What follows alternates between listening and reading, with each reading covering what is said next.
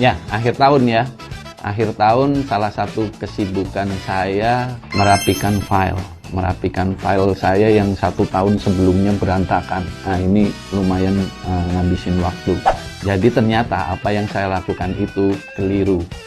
Manajemen file harusnya dilakukan day to day. Jadi nggak dikumpulin di belakang akhir tahun baru kita rapiin. Tapi kita harus ngerapiin setiap harinya. Nah, sebenarnya manajemen file ini pendekatannya banyak, tergantung dari pemilik file itu sendiri. Tapi ada pendekatan yang lebih mudah, lebih banyak digunakan oleh orang. Seperti apa? Pengaturan file berdasarkan pekerjaan. Contohnya, kita akan bikin parent folder project misalnya. Nanti di bawahnya akan ada child folder seperti project 1, project 2, dan seterusnya.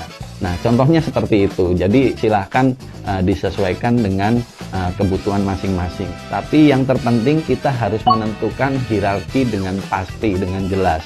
Selanjutnya yang kedua adalah konsistensi penamaan file. Jadi ketika kita membuat file, kita harus menentukan nama file tersebut yang sesuai dengan kaidah. Contohnya, kita akan memberikan nama terhadap file itu dimulai dengan informasi tanggal. Terus kemudian di belakangnya informasi project. Selanjutnya informasi isi file. Terus kemudian mungkin di belakang yang terakhir adalah versioning biasanya. Nah, itu dengan penamaan seperti itu kita akan dimudahkan ketika kita mencari file. Oke, jadi ada sedikit tips yang mungkin bisa teman-teman gunakan juga.